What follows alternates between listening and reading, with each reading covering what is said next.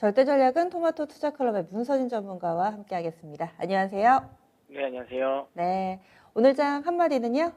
네, 오늘 장 한마디는 당분간 소강 상태입니다. 네, 이런 분위기가 꽤 이어지는 모습입니다. 그런데 조금 더 이런 소강 상태가 이어질 거라고 보시는 이유는 어디 있나요? 네, 제가 한 4월 말부터 계속 이제 시장과 관련된 이야기는 일괄되게 이야기를 드렸습니다. 그러니까 인플레이션 때문에 한 5월 셋째 주까지는 조정이 나올 수 있을 것 같고, 5월 셋째 주 이후에는 바닥을 잡고, 이런 썸머 랠리, 그러니까 그때부터는 아주 강력한 반등은 아니겠지만 좀 점진적으로 반등을 하면서 이게 한 8월 달까지는 이어질 거다라고 이야기 드렸고요. 왜 그렇게 이야기 드렸는지를 이전 방송을 통해서도 많이 설명을 드렸고요. 어쨌든 지금은 이제 통화 정책과 관련된 부분에 있어서의 큰 틀이 노출된 상황이지 않습니까?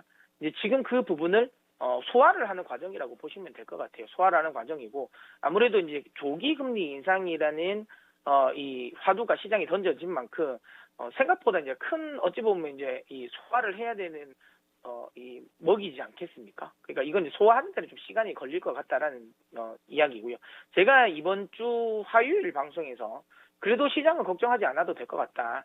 조기 금리 인상 관련 이슈가 오히려 인플레이션을 잡아서 실질적인 명목 금리를 내릴 가능성이 높다. 그래서 미국채 금리는 그렇게 안 오를 가능성이 높다라고 이야기 드렸고, 그 설명을 할 때 제가 이제 피셔 효과를 설명을 드렸던 부분인데요.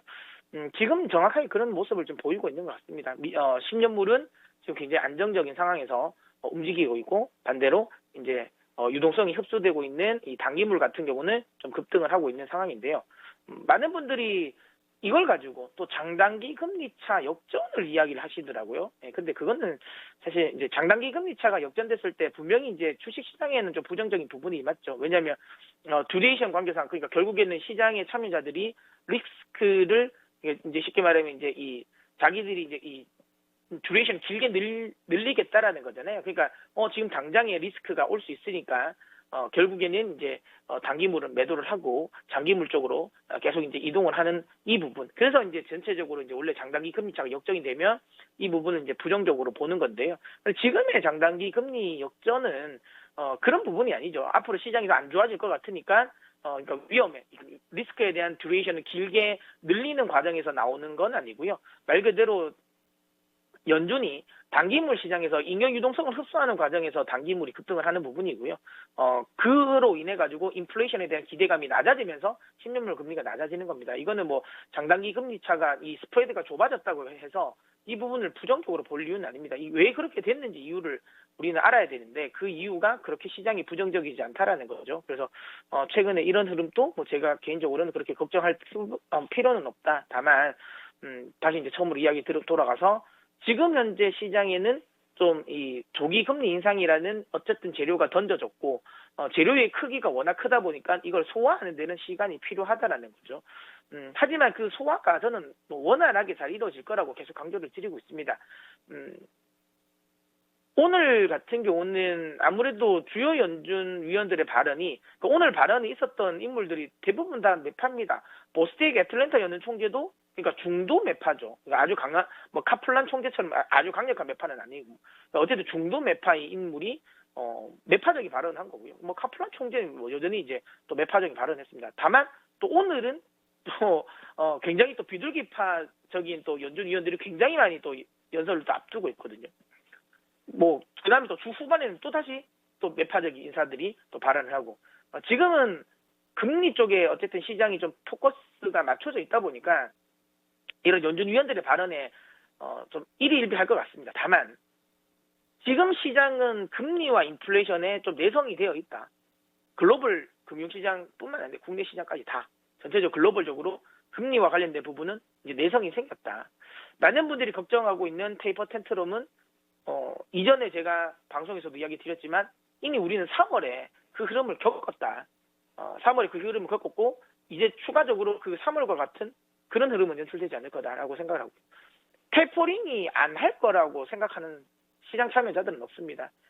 지금 이 방송을 보시는 시청자분들도 대부분 원래 테이퍼링은 하겠구나라고 생각을 하고 있지 않습니까?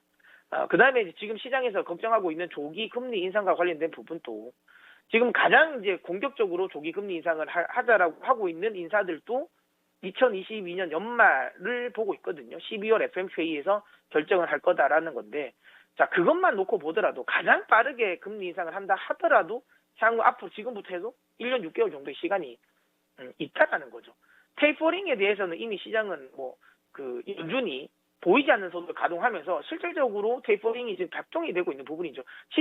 연준은 지금 시장에 뿌리고 있는 국채 매입과 관련된 부분에 있어서, 그러니까 한 달에 1,200억 달러의 이 시장 유동성은 직접적으로 흡수는 하지 않습니다. 직접적으로 흡수는 하지 않지만 그 뿌려진 돈 자체가 시장에 더 잉여로 남지 않게 하고 있죠. 그래서 레포 금리라든지 영레포 금리 상승이라든지 IO 이하 금리를 상승시키든지 이런 식으로 해가지고, 그러니까 돈은 뿌리되 그 돈이 추가 잉여 유동성으로 활용되지 않게 하고 있습니다. 그러니까 지금 현재 이미 이 자체가 테이퍼링이라는 거죠. 이걸 지금 시장 참여자들도 인정하고 있고요. 그러다 보니까 지금 인플레이션에 대한 우려감이 많이 가졌던 원자재 같은 경우는 가격이 급락을 하고 있는 상황이죠. 이 돈육 선물 같은 경우도 급락을 했고, 목재 가격 같은 경우는 이 고점 대비해서는 저희 반토막이 난 상황이고요. 물론 구리 가격은 최근에 좀 다시 올라오긴 했지만 여전히 고점 대비해서는 좀 많이 하락하는 부분. 곡물 같은 경우도 고점 대비해서 많이 하락했다는 거. 원유와 관련된 부분만 좀 정치적인 이슈 때문에 여전히 상승세를 유지하고 있지만, 대체적으로 시장이 굉장히 좀 우려했었던 원자재 가격 역시도 지금 구간에서는 좀 떨어지고 있다라는 부분. 당연히 이번 주까지는 조금 연준 위원들의 발언이 많기 때문에 이런저런 좀 소음이 나올 수 있을 것 같지만 이 부분이 추세적인 부분은 아니라고 봅니다. 마지막으로 제가 차트를 한번 보도록 하겠는데요. 5월 제가 이제 이 셋째 주부터 해서 반등이 나올 거다라고 봤는데, 이게 썸머랠리가 우리가 흔히 알고 있는 썸머랠리, 산타랠리 이런 거는 한 짧은 시간에 좀 퍼포먼스를 좀 강하게 내는 걸 보고 말씀드리지 않습니까? 근데 그러지는 않을 것 같습니다. 시간이 긴 만큼 완만한 상승이 진행되지 않을까라는 생각을 하고요. 저는 한 8월 정도까지 시장은 큰 조정 없이 반등이 나올 거다라고 보고 있습니다. 그래서 코스피 기준으로는 그래도 한 3,500 정도까지는 반등을 가능하지 않을까라는 생각을 하고 있고요. 코스닥 같은 경우는 오늘 좀 조정을 주지만 결국에는 이 저항대에서 저항대 부근의 위치에 있기 때문에 조정을 주는 거라 보고 있고요. 특별하게 뭔가 악재가 나왔다라는 부분은 아닌 것 같습니다. 그래서 이런 코스닥의 흐름 역시도 코스피와 함께 상승을 할 것이다라고 생각하고, 지금은 지수에 대한 부분을 너무 걱정하실 필요는 없고요. 지수는 왔다 갔다는 하겠지만 결국에는 우상향한다라는 쪽.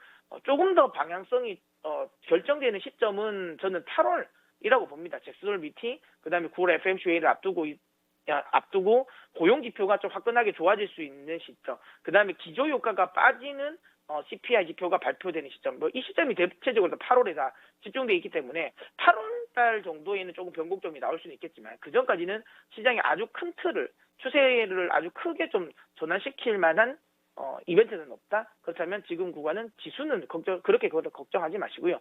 종목을 어떤 종목을 잘 선택하냐가 중요하지 않을까 싶습니다. 그래서 저는 종목 선정을 조금 더 집중하셔서 대응하셨으면 좋겠습니다. 지수는 느린 걸음이지만 좀 더 갈 것이고, 그리고 또 종목을 잘 골라보자. 그러면은 주도주가 없는 상태에서의 현재 순환매 형식의 지수 상승 패턴은 이어질 거라고 보시는 거죠? 그렇죠. 아무래도 주도주 국내 주식 같은 경우는 코스닥 같은 경우는 바이오가 가야 되는 부분이고, 그다음에 코스피 같은 경우는 좀 반도체, 특히 삼성전자, 하이닉스가 가줘야 되는 부분인데, 지금 양쪽 모두 업황상 아주 강하게 상승하기 좀 쉽지 않죠.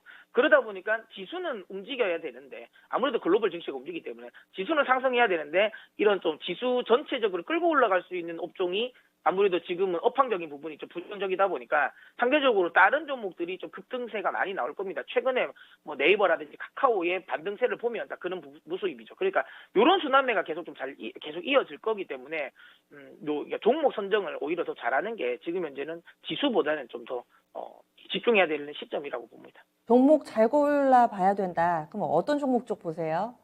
저는 이제 이 경기 민감주이면서 그다음에 이제 기술 성장주이기도 한 지금은 자동차 관련주를 좀 관심 있게 보셨으면 좋겠고요.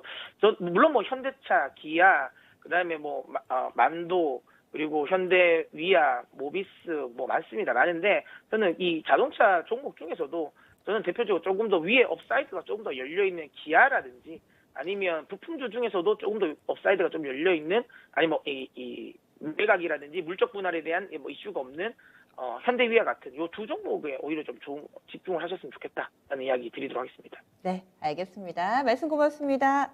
네.